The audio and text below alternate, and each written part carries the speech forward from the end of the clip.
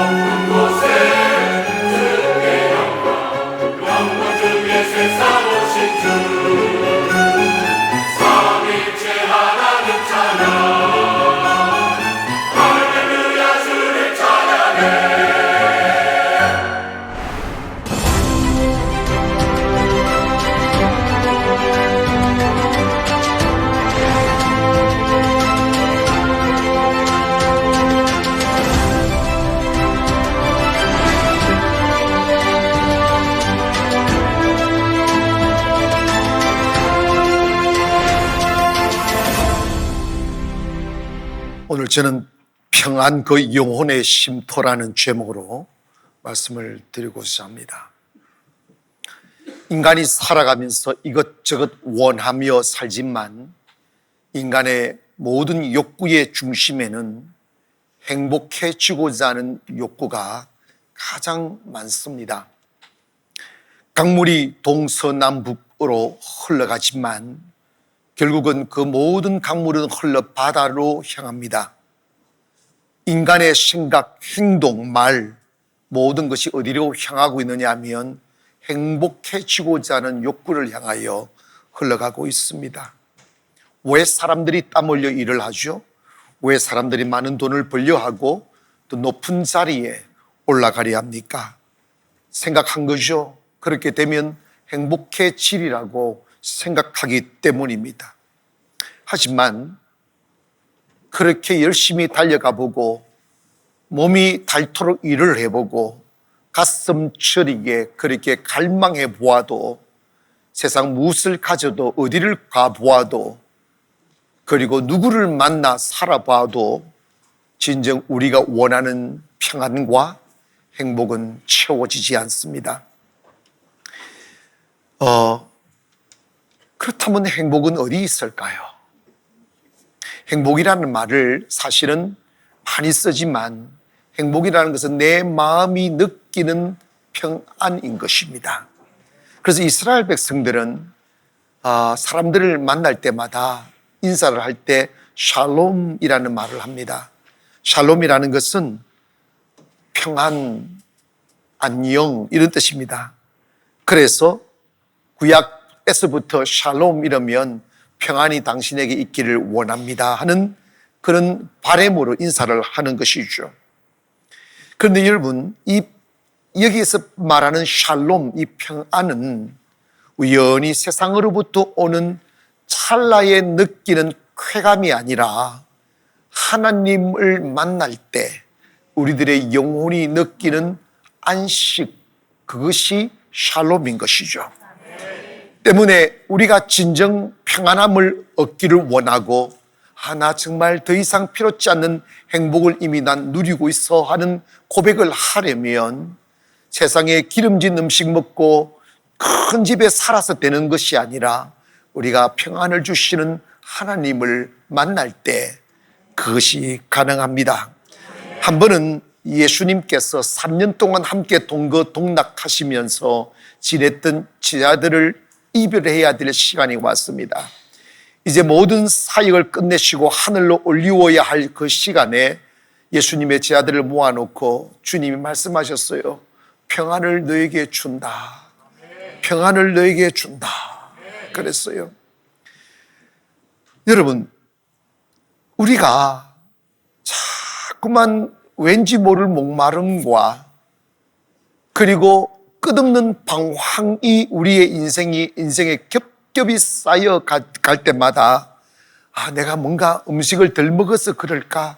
덜 가져서 그럴까? 내 곁에 사람들이 많지 않아서 그럴까? 생각하며 더 많은 것을 가지려 애쓰고 맹렬히 불타는 그 불꽃처럼 우리의 욕망이 타올라 다른 사람들을 죽이기까지 하면서 내 욕구를 채우려 해보아도 인간에게는 만족이 없어요. 여러분, 이걸 기억해야 됩니다. 만약에 이것을 깨닫지 못하면 우리네들의 인생은 끝없는 방황의 연속일 것입니다. 이 세상에서 가장 많은 쾌락을 누리고 즐겼던 사람이 말한다면 솔로몬일 것입니다. 그는 그 어떤 것도 부족함이 없는 세상을 살았습니다. 그가 원했던 건 다 가질 수 있었고 또 그렇게 가지며 살았던 사람입니다. 그러나 그의 삶의 하온기에 들어서 그가 고백한 그 고백은 전도서 1장 7절에 보니까 모든 강물은 다 바다로 흐르되 바다를 채우지 못하며 강물은 어느 곳으로 흐르든지 그리로 연하여 흐르느니라. 모든 만물이 피곤하다는 것을 사람이 말로 다 말할 수 없나니 눈은 보아도 족함이 없고 귀는 들어도 가득 차지 아니하도다. 보고 듣고 먹고 누려봐도 진정한 행복은 없더라는 것입니다. 방황하고 홀로서 고독을 삼키며 긴 밤을 맞이해야 될 사람을 향하여 예수님은 오늘 본문 14장 27절에 평안을 너에게 끼치노니 곧 나의 평안을 너에게 주노라. 내가 너에게 주는 것은 세상이 주는 것과 같이 아니하니라. 너희는 마음에 근심하지도 말고 두려워하지도 말아라고 하셨어요. 예수님과 함께 지냈던 제자들, 예수님이 주시는 빵을 먹고 예수님이 채우시는 피로를 공급받으며 살던 그들이 예수님과 떠나 홀로 그친 세상을 맞이해야 되는 그 시간에 예수님께서 하시는 말씀이 이런 거예요. 세상을 두려워하지 말아라. 걱정하지 말아라. 너희들은 세상에서 평안을 찾을 수가 없다. 내가 너희에게 평안을 주노라.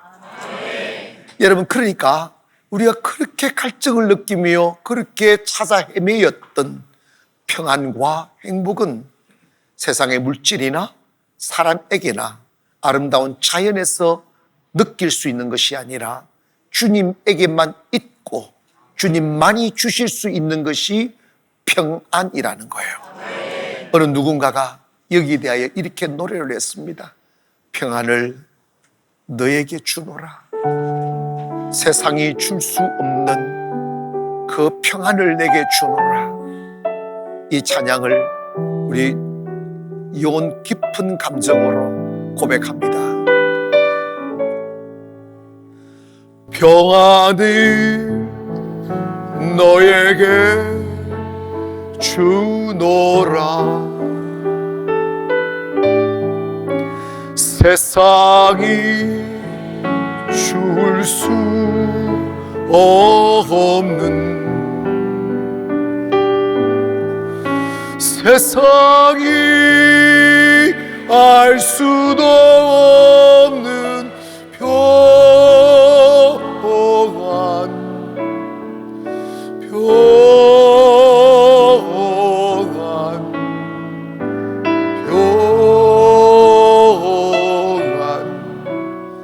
평안을 우리 기원 앞에서 조용히 이 찬양을 한번 들어보십시다. 평안을 너에게 주노라. 세상이 줄 수 없는, 세상이 알 수도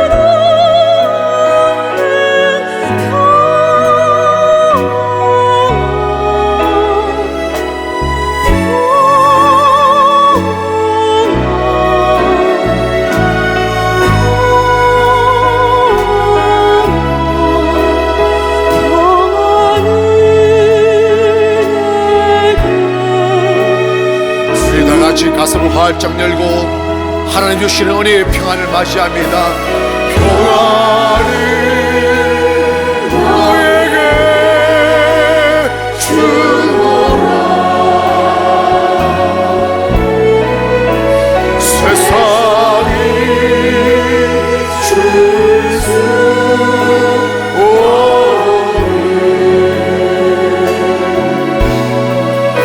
세상이 알 수도 없는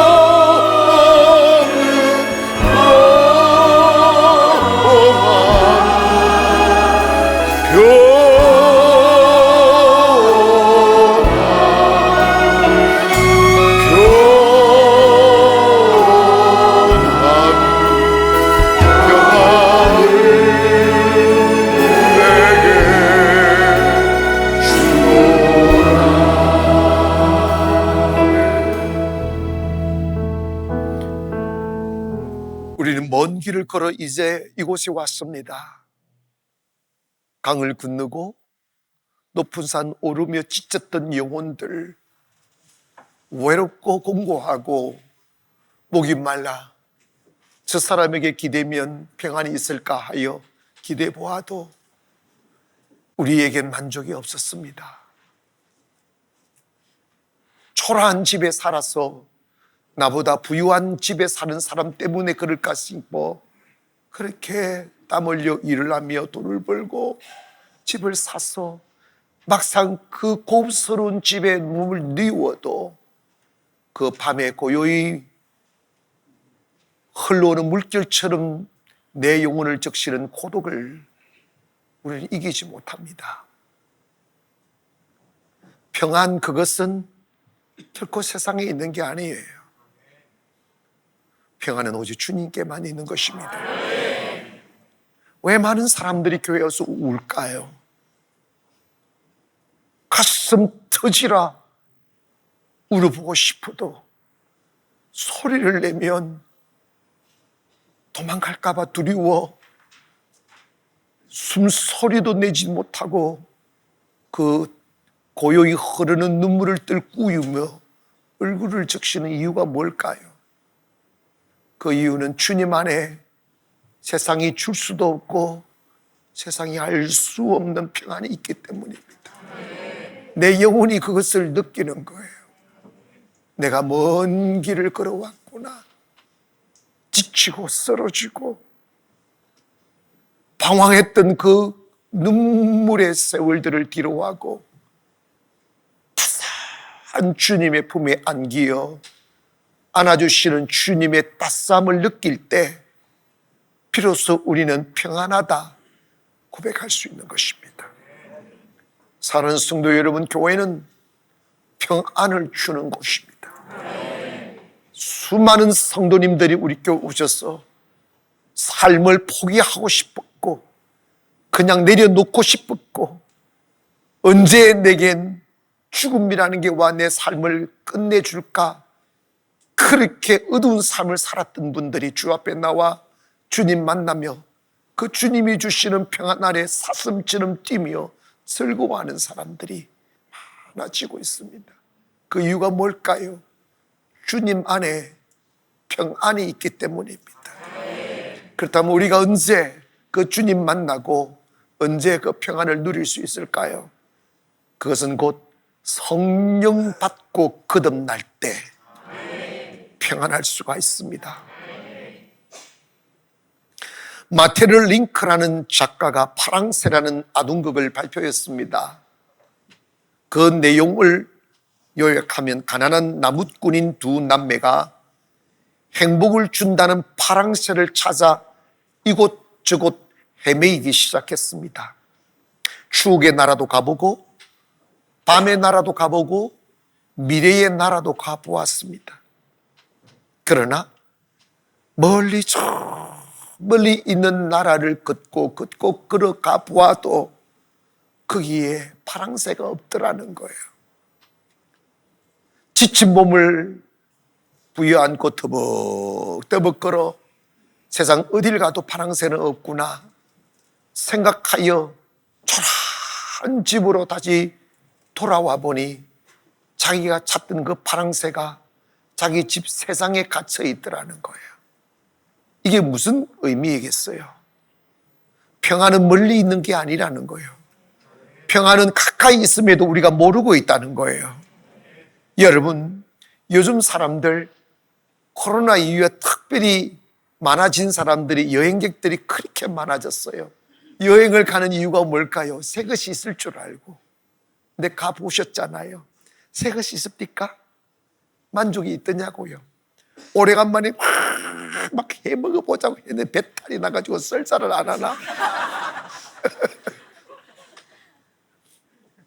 이 세상 어디 만족이 있어요? 주님을 만나면 제일 먼저 찾아오는 것이 있어요. 그게 뭔지 아세요? 마치 예전에 있었던 것처럼 내 안에서 막 기쁨이 솟아오르는 거예요. 너무 행복하고 너무 행복해서. 근데 오늘 고백처럼 세상이 알 수도 없는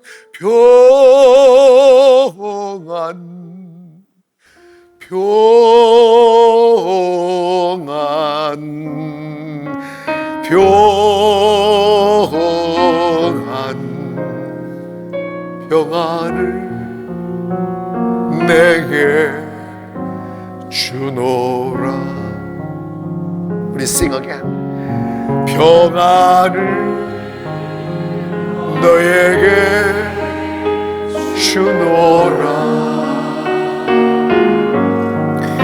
세상이 줄 수 없는 세상이 알 수도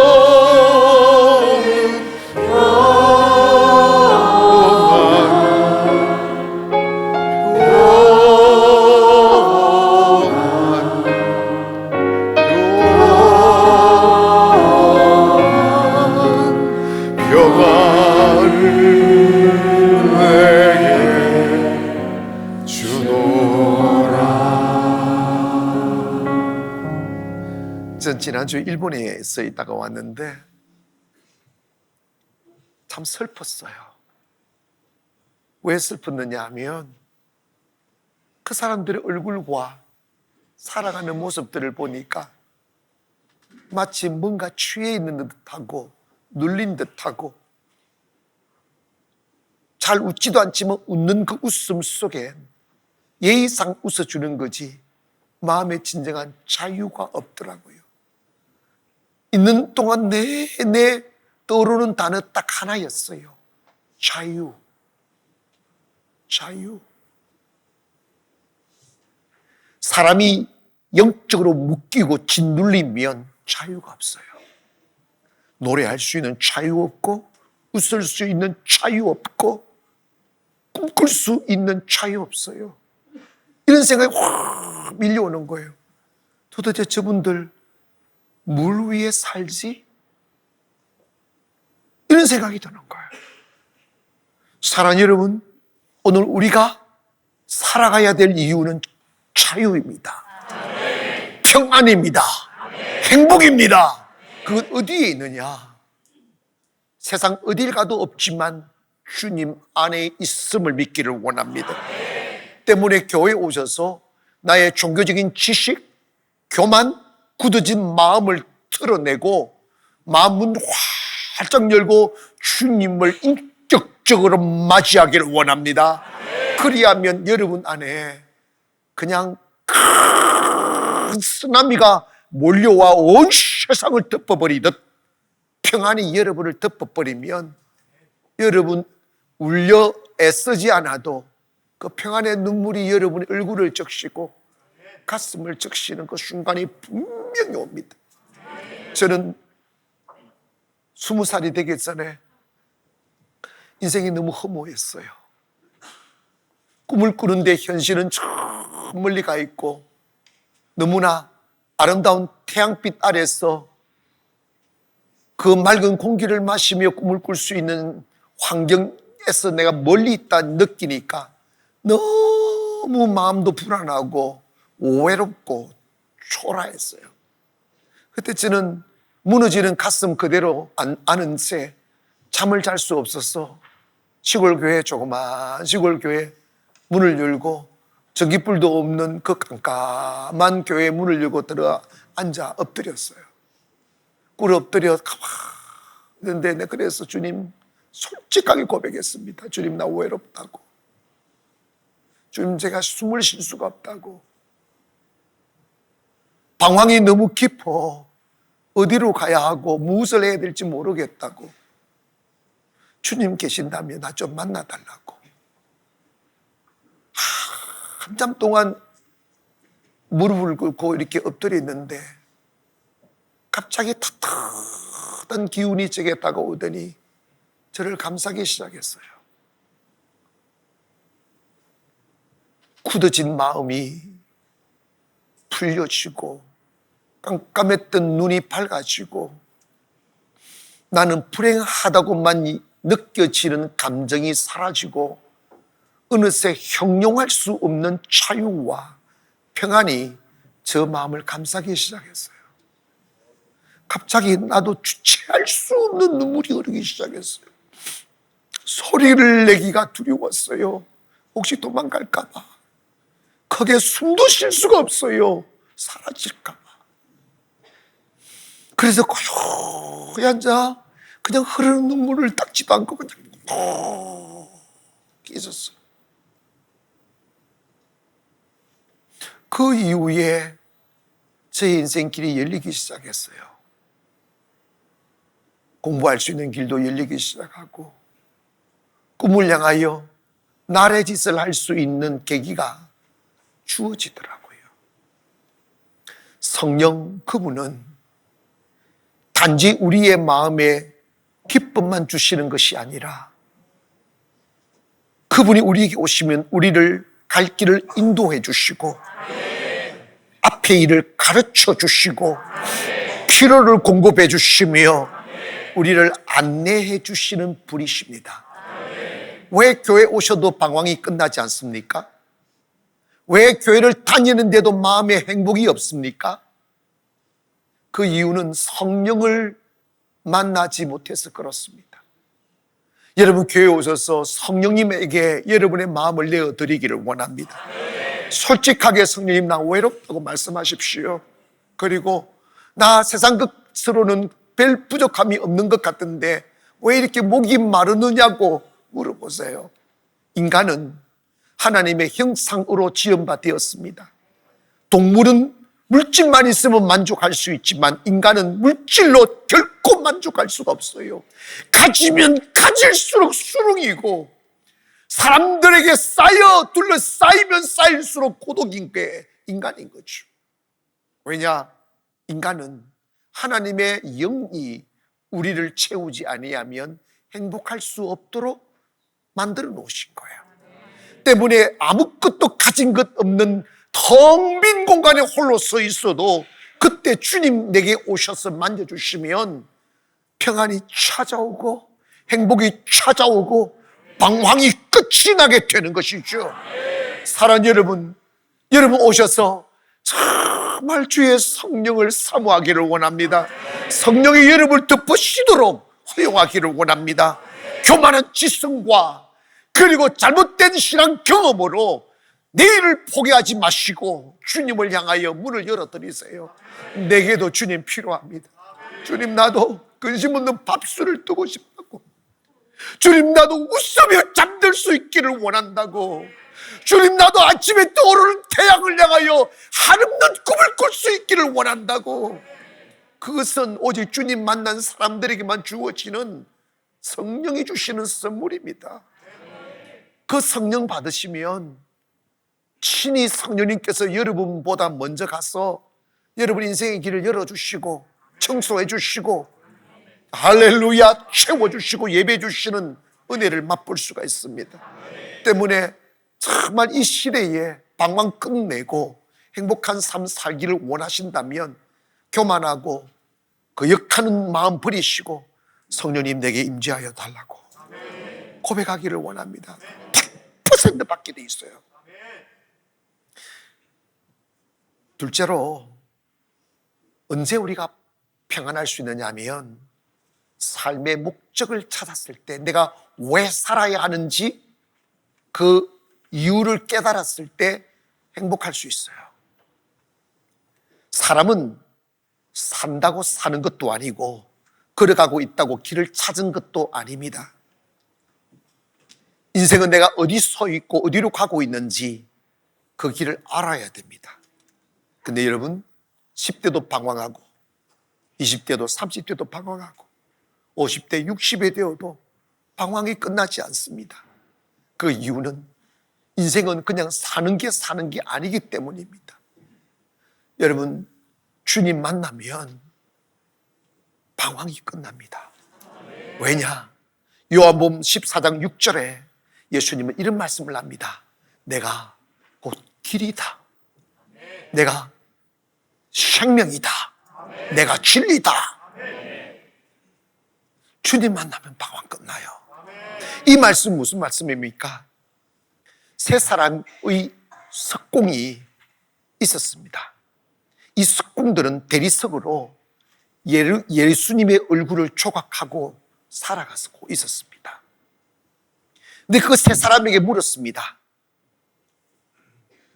당신은 어떻게 그렇게 열심히 돌을 깎아내며 그 돌 위에 예수님의 얼굴을 조각하고 있습니까? 했더니 한 사람이, 첫째 사람이 대답하기를 죽지 못해서 하고 있습니다. 둘째 사람이 대답했습니다. 나는 돈이 필요해서 돈 벌기 위해서 나 이 조각을 하고 있다고. 맨날 돌가루 마시면서. 그런데 어떻게 이거 내가 배운 게 이것밖에 없으니까 돈 벌려면 해야죠. 이렇게 대답하는 거예요. 마지막 한 사람 대답했습니다. 나는 비록 돌가루를 마시며 매일 거친 돌을 만지면서 조각을 해도 하나님의 영광을 위하여 일합니다. 똑같은 일을 해도 어떤 사람은 죽지 못해서 하고 어떤 사람은 돈 벌기 위해서 하고 어떤 사람은 하나님 영광을 위해서 돌을 새기고 있습니다.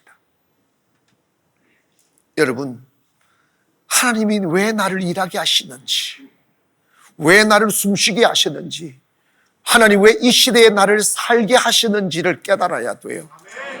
그것을 하나님 calling of God, 하나님의 부르심이라고 그러는데, 하나님의 부르심에는 구원으로의 초대가 하나가 있고 두 번째로는 우리에게 사명을 주시는 거예요. 아멘.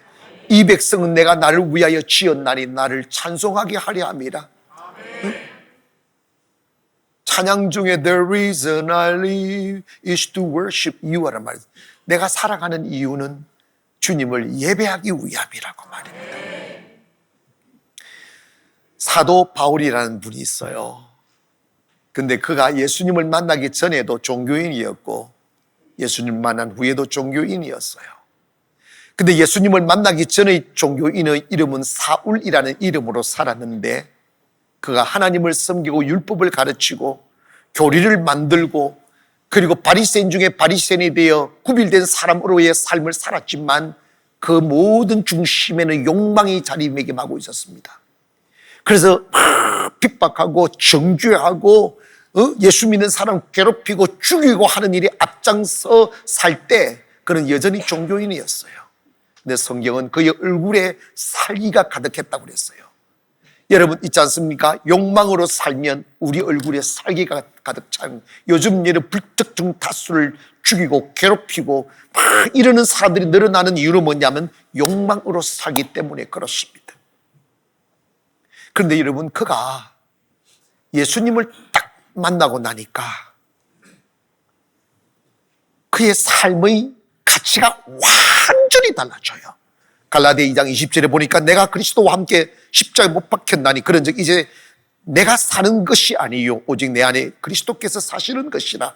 이제 내가 육체 가운데 사는 것은 나를 사랑하사 나를 위하여 자기 자신을 버리신 하나님의 아들을 믿는 믿음 안에서 사는 것이라고 고백했습니다. 그 이후에 보십시다.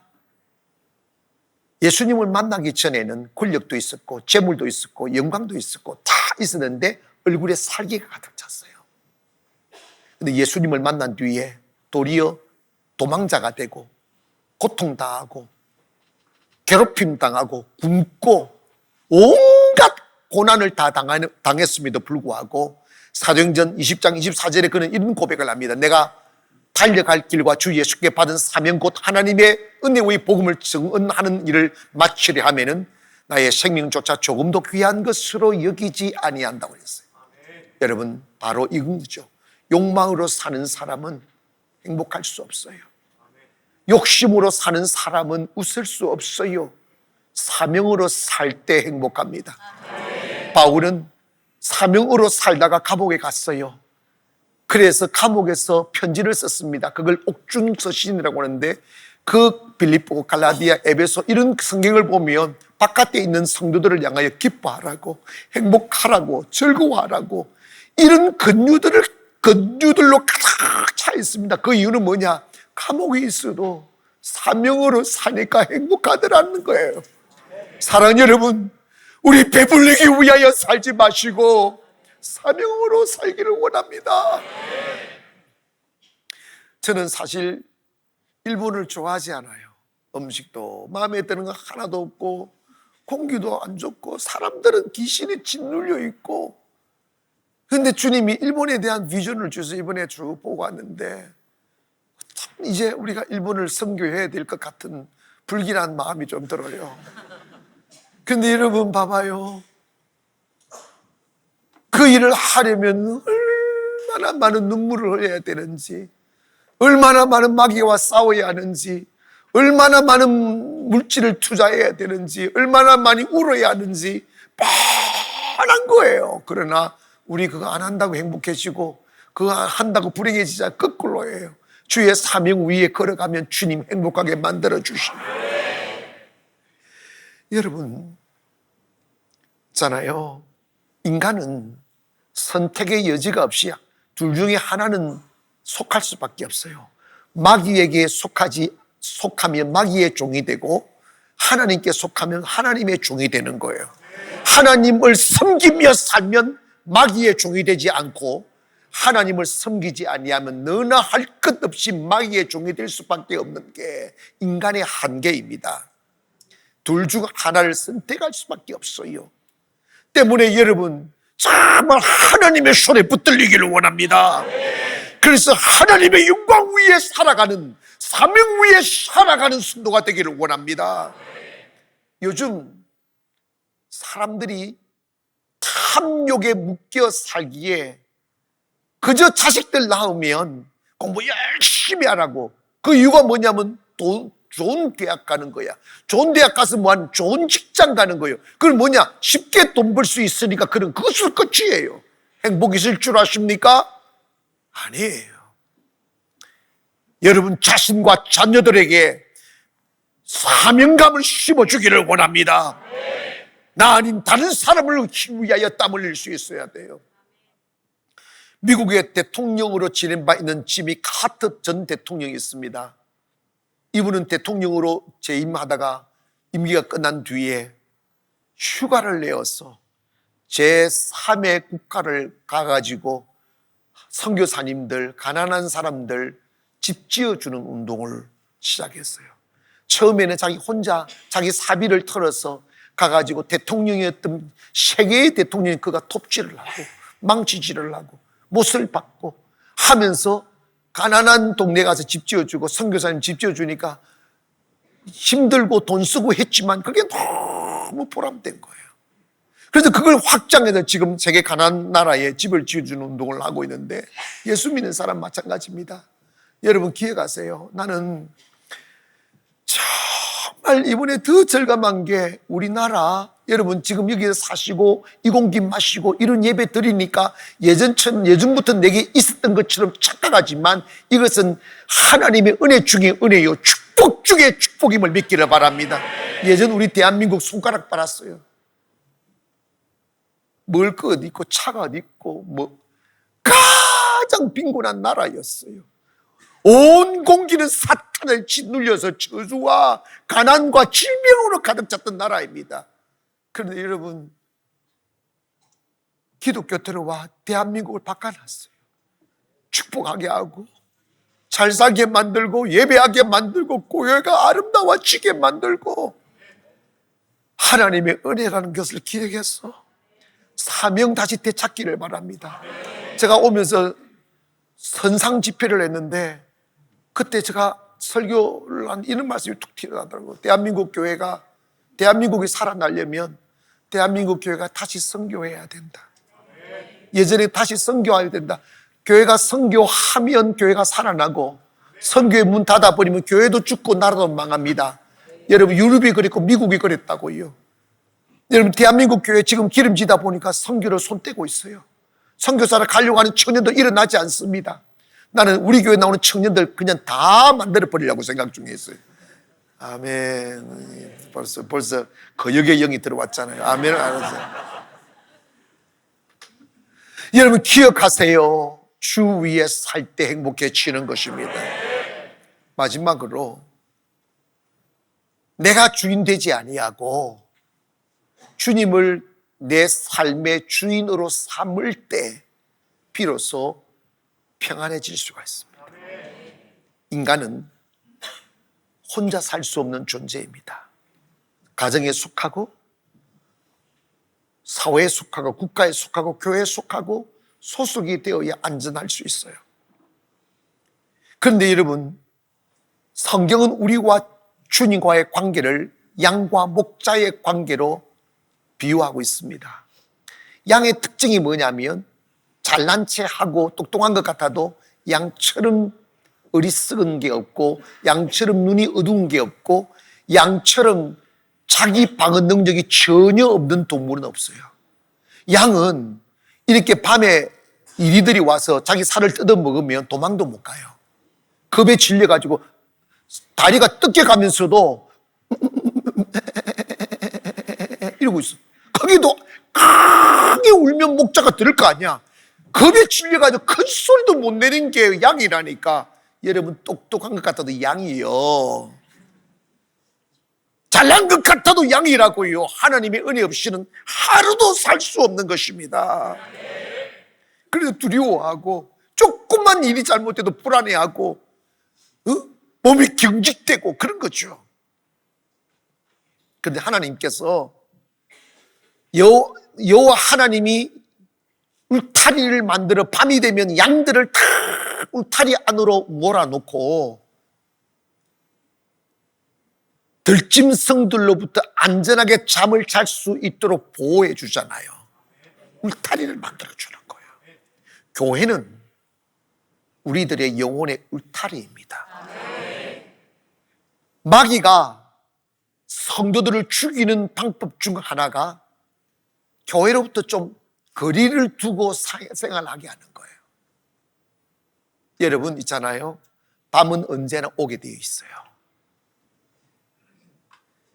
여러분이 정말 행복을 느끼고 평안을 느끼려면 교회 깊숙이 들어와야 돼요. 물론 들어오시면 상처도 받을 수 있어요.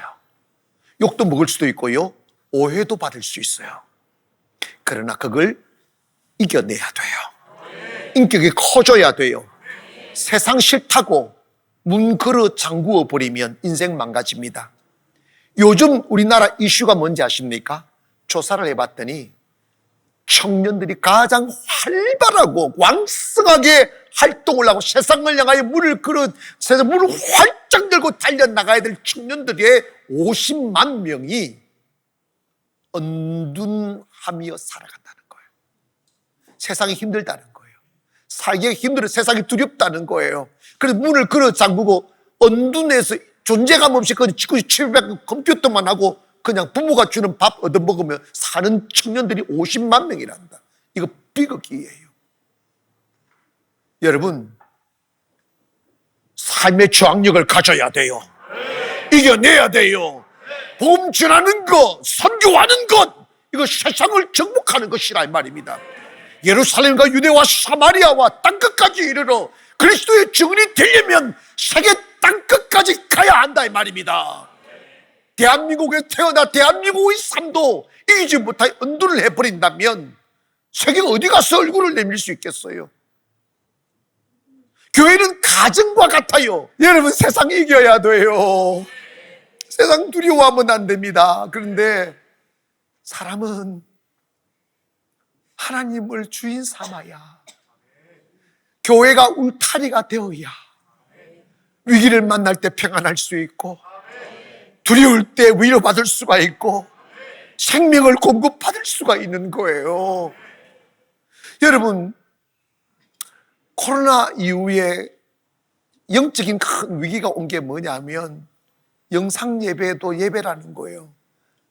여러분, 물론 예배할 수 있죠. 그런데 우리 성도님 중에 한 분이 나한테 고백하더라고요.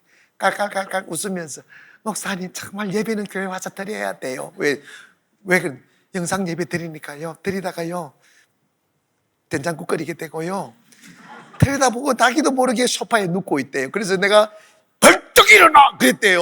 네, 그런 적이 있지. 그래, 벌떡 일어났다고.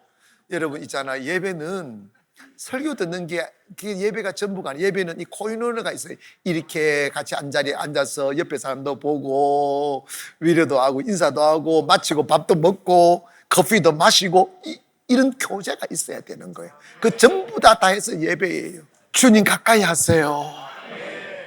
교회 여러분 마귀가 하는 일이 뭐냐면 괜히 교회에 오기 싫어지는 마음 줘요. 10마디 목사가 10마디 말 잘했는데 한마디 잘못한 거 있으면 9마디 10마디 잘한 건 기억도 안 하고 한마디에 딱 꽂혀버리잖아요. 그걸 일명 바보족이라는 거예요. 건강한 걸 취득해야 돼요. 아멘. 그래서 여러분, 교회와 멀어지면 여러분 큰일 납니다. 여러분, 교회는 내 영혼의 울타리예요. 그래서 안전하게 잠들 수 있고 또 말씀 들으면 살아갈 수가 있고, 그러니까 영혼의 고향이죠. 따뜻하죠.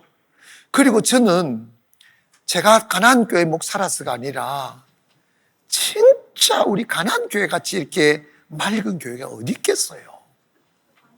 바로 다 남의 교인이네. 아멘을 안 하네. 아니, 저는 일본에 있다가 우리 교회 와서 딱 예배를 드리는데 이게 천국이더라고. 응?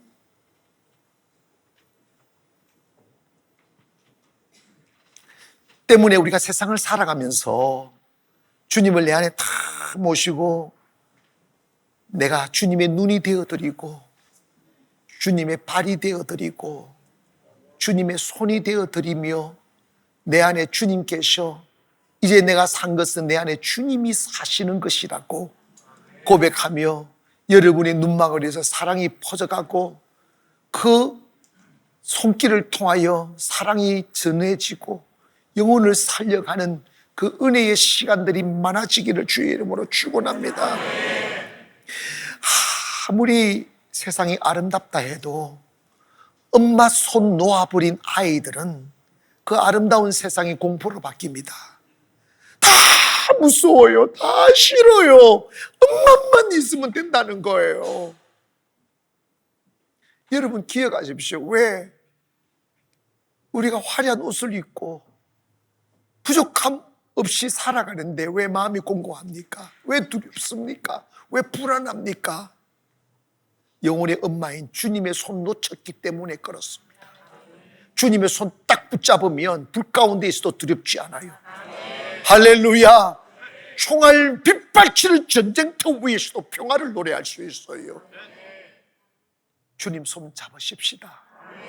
조금 더 가까이 주님께로 가십시다. 주님의 품에 안기는 거예요. 그때 우리가 고백할 수 있는 것이 뭐냐? 평안입니다. 세상이 할 수도 없고 세상이 줄 수 없는 것 말입니다. 주님 없는 평안 없고, 주님 없는 부유 없고, 주님 없는 자유 없습니다. 우리가 두려움에서 해방되고 근심에서 해방되고 정말 자유로이 웃을 수 있고 꿈꿀 수 있을 수 있는 길은 주님을 내 주인으로 모시는 거예요. 그래서 주님 안에서 살게 되면 주님이 우리에게 길 여시고 정말 어느새 그렇게 살다 보니까 나를 꿈같이 꾸었던 꿈속으로 우리를 이끌어 가셔서 그것이 나의 현실이 되게 하시고 정말 주님 나 행복하다고, 주님 정말 행복하다고. 주님 한번 따라가 보세요. 그치지 않는 칠흑 같은 어둠 같은 절망이 여러분을 가로막아도 주님 가까이 가시면 행복한 날이 분명히 옵니다. 주님만이 행복이시고 주님만이 평안이십니다.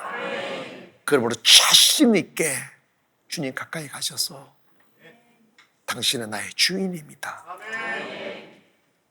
당신이 내가 살아가야 될 이유입니다. 이 고백하시면 그 주님이 춤을 추시며 여러분의 인생을 바꾸어 주실 것입니다. 분명한 것입니다. 그러므로 오늘 저와 여러분 속에 평안이 충만하기를 주의 이름으로 축원합니다. 기도하겠습니다.